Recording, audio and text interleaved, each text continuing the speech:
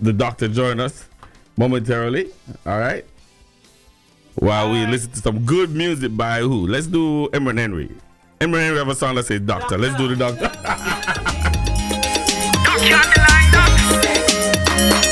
Hello, hello, hello.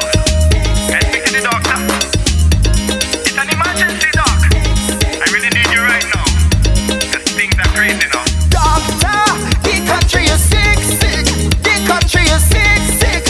The country need immediate attention. Doctor, the country is sick, sick. The country is sick, sick. The country need immediate attention. Oh, so many doctors in the land, none of them can heal the land. See them walking all around, useless doctors in the land. The crime rate is getting high, every day another die. People afraid to walk the streets, you never know when a brain will fly. Doctor, the country is sick, sick. The country is sick, sick. The country need immediate attention. Doctor, the country is sick, sick. The country is sick, sick. The country need immediate attention. Oh, there's a virus in the land. Politics will kill the land. It's dividing our whole. What you reap is what you sow. No one wants to take the blame. No one wants to walk in shame. Politics is like a game. Everyone wants to leave a good name. Doctor, the country is sick, sick. The country is sick, sick. The country need immediate attention. Doctor, the country is sick, sick. The country is sick, sick. The country need immediate attention. Oh. Don't you feel on the line, doc? Don't you feel it? Alright. Hey, call the emergency room. Oh Lord, doctor, the country is sick, sick. The country is sick, sick. The country need immediate attention. Doctor, the country is sick, sick. The country is sick, sick. The country need immediate attention. Oh, so many doctors in the land, none of them can heal the land. See them walking all around, useless doctors in the land. The crime rate is getting high, every day another die. People afraid to walk the streets, you never know when a brain will fly. Doctor, the country is sick, sick. The country is sick, sick. The country need immediate attention. Doctor, the country is sick, sick. The country is sick, sick. The country need immediate attention. Would Doc, you on the line, doc? Hello, hello, hello. Can I speak to the doctor? It's an emergency, doc. I really need you right now. Because things are crazy now.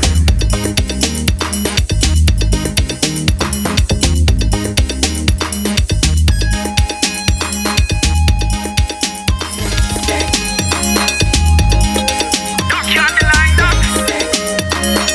Hello, hello, hello. Can I speak to the doctor? It's an emergency, doc. I really need you right now. Because things are crazy now. doctor, the country is sick, sick. The country is sick, sick. The country need immediate attention. Doctor, the country is sick, sick. The country is sick, sick. The country need immediate attention. Oh, so many doctors in the land, none of them can heal the land. See them walking all around, useless doctors in the land. The crime rate is getting high, every day another die. People afraid to walk the streets, you never know when a brain will fly. Doctor, the country is sick, sick. The country is sick, sick. The country need immediate attention. Doctor, the country is sick, sick. The country is sick, sick. The country need immediate attention. Oh, there's a virus in the land. Politics will kill the land. It's dividing our whole. What you reap is what you sow. No one wants to take the blame. No one wants to walk in shame. Politics is like a game.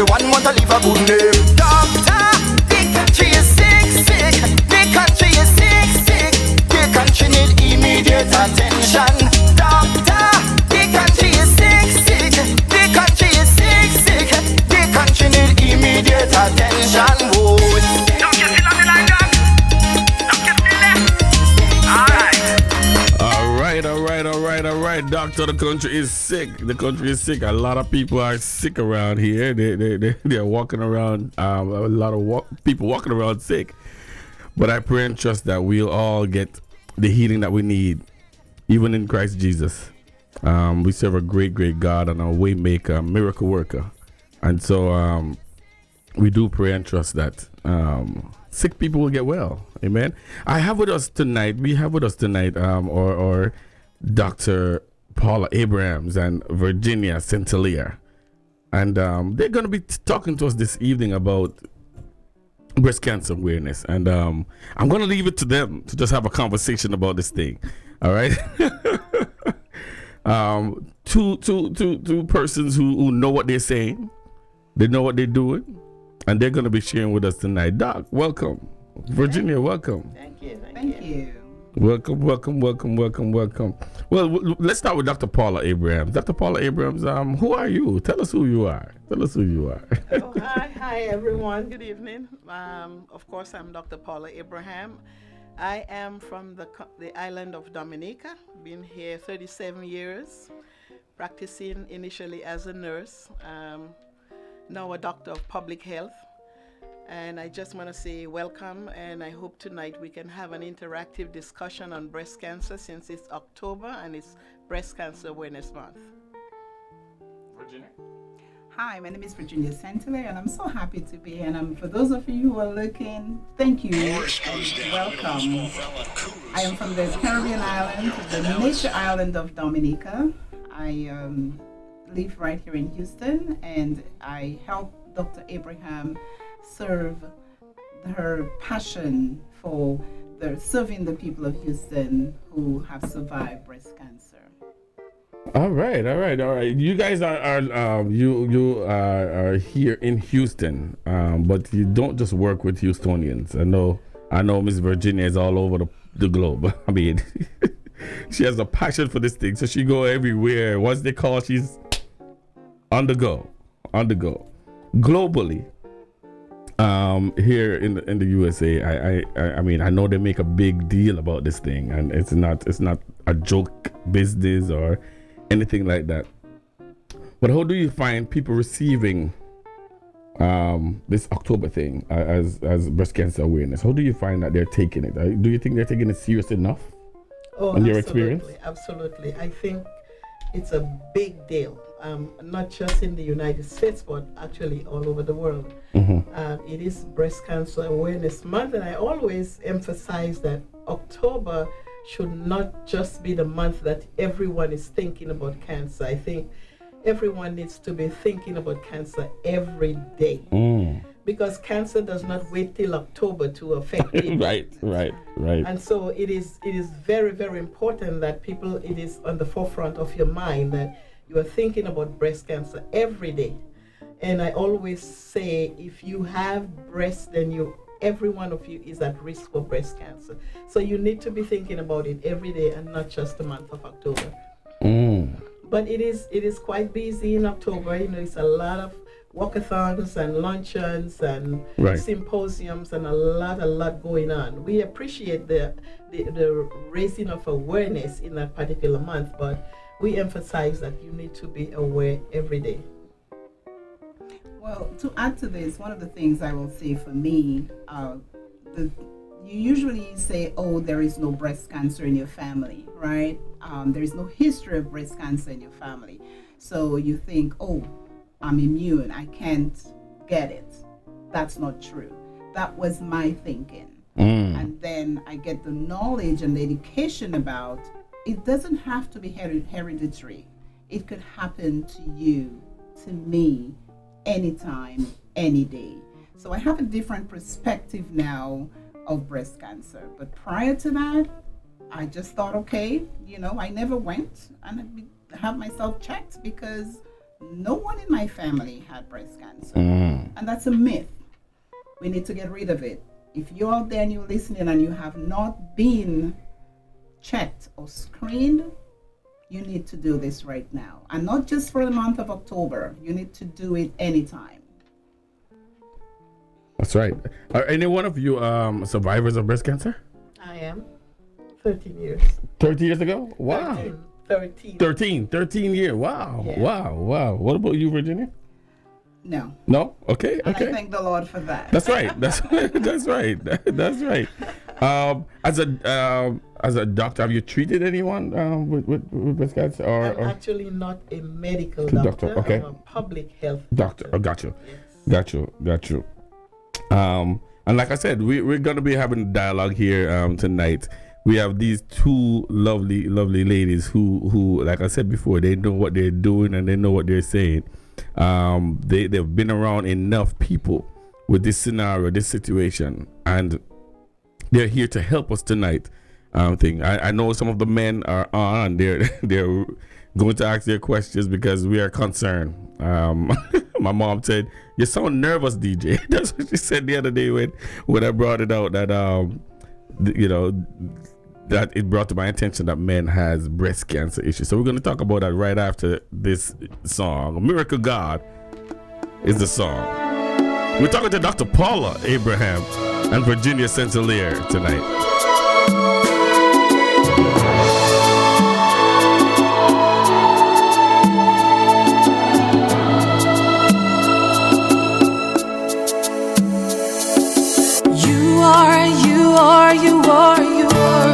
You're a miracle worker. You are. You're unchangeable, but a changer. That's who you are. That's what you do. No greater power. That's who you are.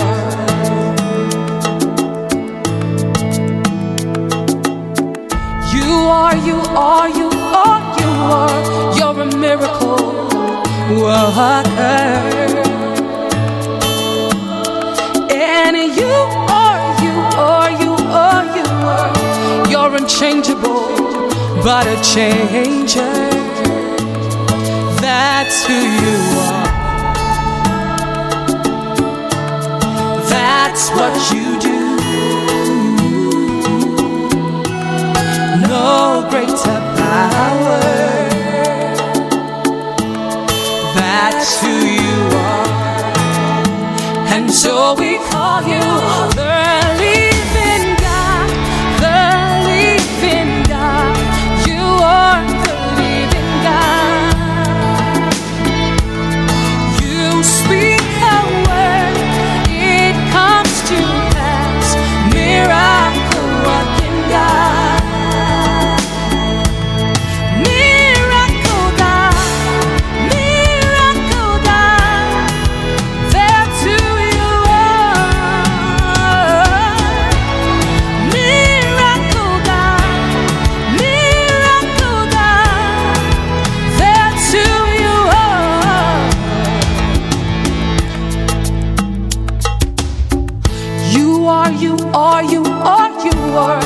You're consuming fire. And you're a destiny molder. That's who you are. That's what you do. No greater power. That's who you are.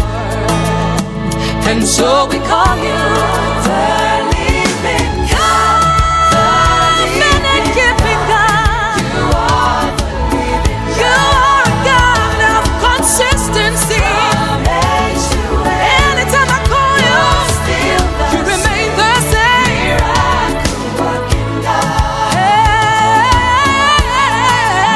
Miracle God. Miracle God. Miracle God. Nobody like you. That's who you are.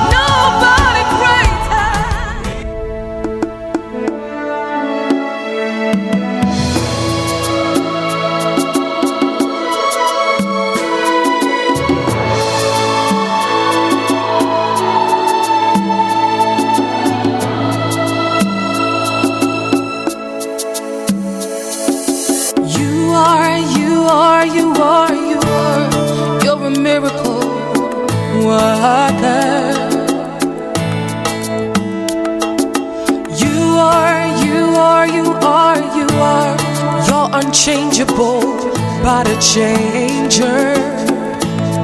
That's who you are. That's what you do. No greater power. That's who you are.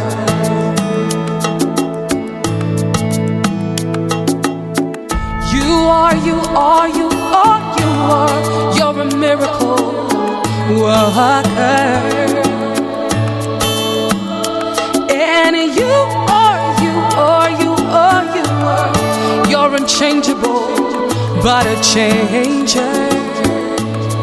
That's who you are. That's what you do.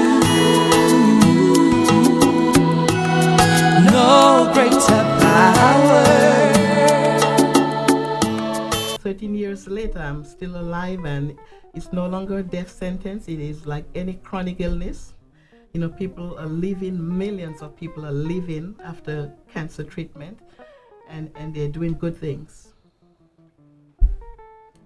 So when the doctor gave you that news, we all have a reaction. What was your immediate reaction? Well, actually, when I got the news, I was at work. And so you know that for the entire day, I was in a daze. I was working, but I wasn't there. It's the most horrible news. And then getting home and having to tell my family that I was just diagnosed with breast cancer was the most difficult thing I could have done. But through it all, I mean, I worked for the entire 6 months of chemotherapy. I never missed one day work. Of course, you have the horrible side effects of the chemotherapy. You're very weak, you're ashy, everything is turning black, your tongue, your hands, every hair on your body is dropping. But I still, you know, kept the faith. I was strong through God's grace, of course. And I went through the whole treatment, and I made it through. And I'm very appreciative that I'm here. And I know that I'm here for a purpose. And so I think the preventive method is better. Even though for those who are listening, I mean, if, you know, tomorrow you should have to go through the same journey that I went through, I'm sure that God will give you the grace to endure it. But I'm saying that the prevention is actually better than having to go through the treatment. And so you need to be very vigilant, and you need to be aware that you are also at risk for breast cancer if you still have your breast. And so you have to do everything necessary to prevent yourself from coming down with that disease. And so we can probably talk about some of the things that can possibly put you at risk for breast cancer. Just an educational piece. Of course, you know, if you have breast, like I said before, you're at risk. And if you're a woman, women are much more likely, 100 times more likely to come down with breast cancer than men. We know that a small percentage of men is going to be affected. This year in 2019, 2,600 men in the United States are going to come down with breast cancer. We don't know who it's going to be, okay? So what we tell the men is to be vigilant, you know, and we tell the ladies, you know, you are actually the best person to detect that lump in your husband's or your boyfriend's or your partner's breast, because most of the time men are not doing breast self-exam. So ladies, you have to take that role to make sure that you are alert and you're vigilant for not just your breast but your partner's breast. And some other signs, some other risk factors are, you know, for ladies who went through estrogen therapy, you know, after menopause, women go through estrogen therapy, and for the women who stayed on that hormone for an extended period of time are at a higher risk for breast cancer. And of course, if you had an aunt, a grandmother, a mom, and if by any chance they carried the gene for breast cancer, and you happen to be a daughter, then you are at higher risk for breast cancer. And so there are many things that places you at risk for breast cancer. But you have to know your family history. You have to know if your grandmother had it, if your mom had it, your auntie, how many sisters you had. There are a lot of families with auntie. Two of my sisters are gone. You just hear horrible stories. So you have to know your family history. How long did you do the chemotherapy? 6 months. And then I had one drug that extended for a year period, but the chemo itself was 6 months. Okay. So when you kept going back to your doctor and you got the news, did you get some sort of news? Tell the people, what was it like after the 6 months therapy? Was the cancer all gone? What was the next step? Well, after you were treated for breast cancer, you were on an annual surveillance, really. You always know that the chances for recurrence are there. I personally feel like God has healed me from breast cancer. And so every year they will be doing the ultrasound and the mammogram for you to make sure that nothing is coming back. But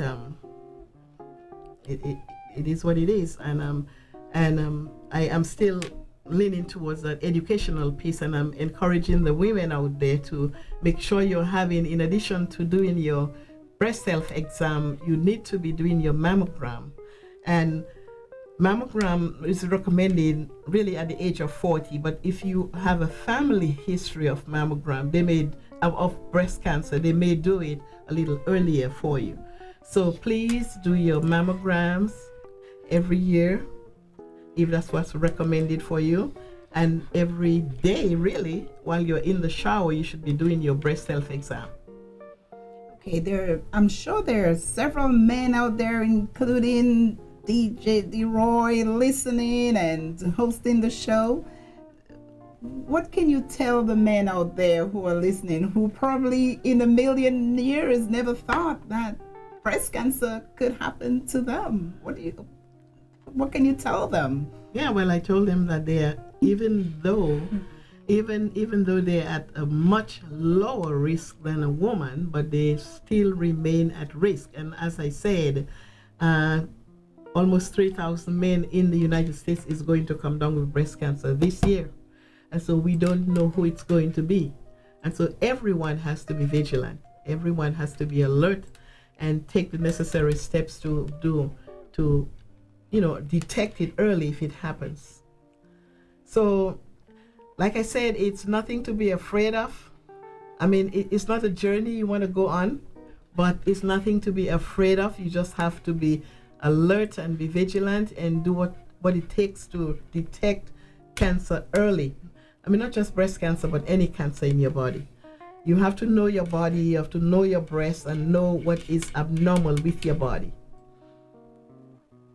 So, Dr. Abraham, after you finished your chemotherapy and you started getting back on your feet again, as you said, you never stopped working, you had a mission, you had a vision to do something to educate the community, to educate the women, to educate, now that we know, even the men, to educate the young ones. It's not just 30 plus, it's even the younger ones. What was that mission? What was that vision that came to you after, after everything, you got back on your feet? Well, actually, after I completed breast cancer treatment, I started a small business, selling breast cancer, jewelry and shirts and wigs and whatever. But I really didn't get the fulfillment I needed. I mean, I could have made money from it, but that's not what I wanted to do. So I kind of put that aside, and I started the Carribean Breast Cancer Foundation. It's an opportunity to help women who are going through cancer treatment. I mean, having gone through it myself, I know the hardship that women can, experience while having treatment, especially young ones, not just young ones, but most of the time when women are going through breast cancer treatment, some of them have to quit, many of them have to quit work, and that can actually place a tremendous hardship on not just the woman but the entire family. So I decided to start the Carribean Breast Cancer Foundation. It's a non-profit, which supports women undergoing treatment, even during treatment and after treatment, because sometimes after treatment, women are still having challenges with paying the bills and continuing life, so, and we also do a lot of education. We go to churches and, the groups, and we educate the public, about breast cancer. So we are on a mission, and I think, it's my passion. It's a lot of work, but it's what I love to do, and I'm just so elated when the women say thank you, because they need the help out there. They need the assistance out there. Some are single parents, and they're going through breast cancer treatment and don't even know. Just the other day we had a breast cancer luncheon, and there was one young lady that we supported, and she spoke about, while she was actually from out of town, and she spoke about being in Houston going through treatment, and while she was in Houston, they were about to cut off her electricity in her city. And when she got back to Houston, we had actually supported her. So when she got back here, and they told her she had a letter in the mail, and that was able to keep her electricity on with her kids in the house while she's out of town having breast cancer treatment. What else can you ask for? These are the things I live for, is to support people. As a matter of fact, all my life, I have served the public. From 18, I've been a registered nurse, serving the public, and that's what I'm called to do, and that's what I will do until I'm no longer able to do it. So it's my joy and it's my passion to help the individual who cannot help themselves, and that's what we're all about. Yes, that's awesome. CaribbeanBreastCancer.org is the website. And when Dr.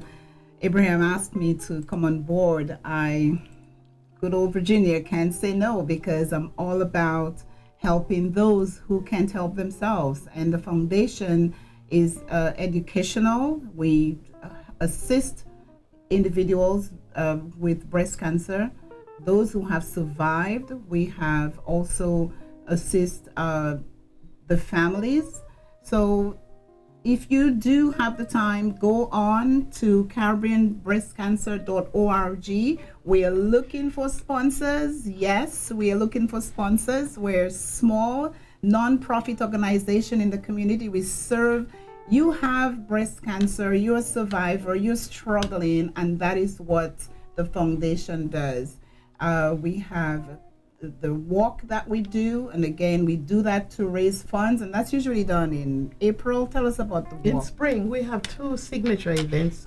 We have a walkathon and a health fair in spring, and an educational activity / luncheon in October. And we normally advertise, on social media. We post,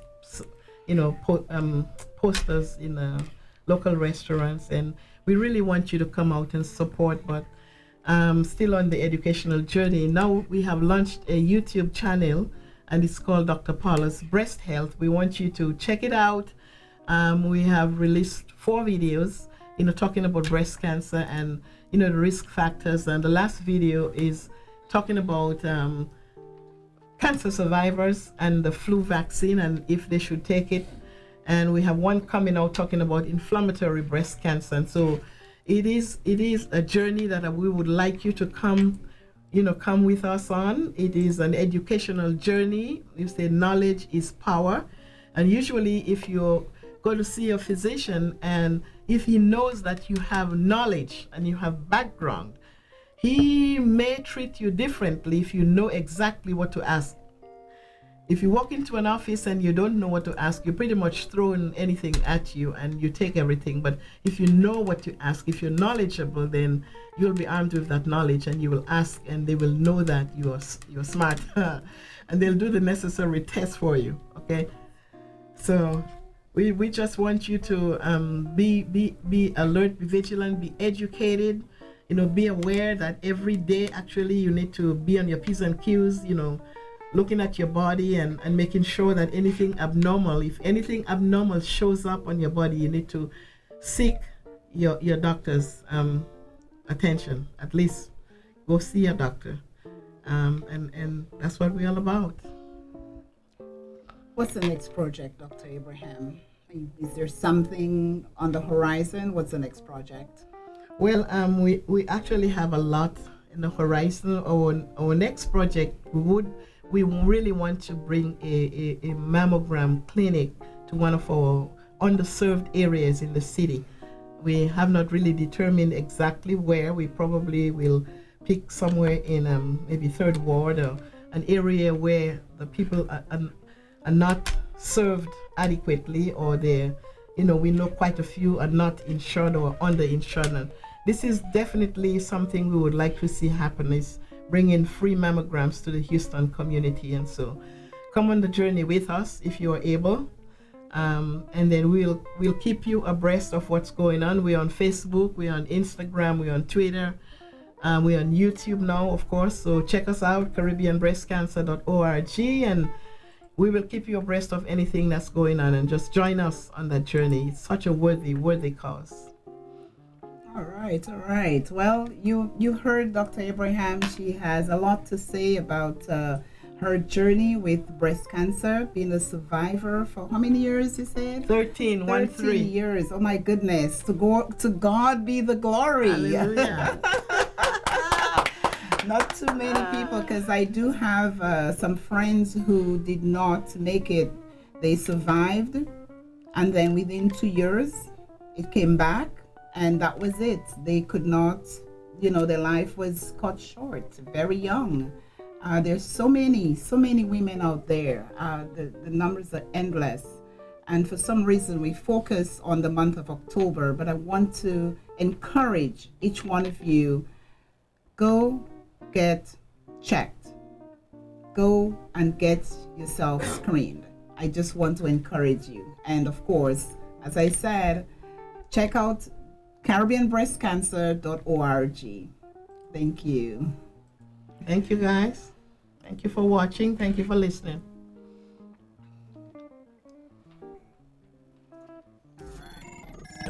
Your number one station, pointing souls to Christ. Gospel Live 365.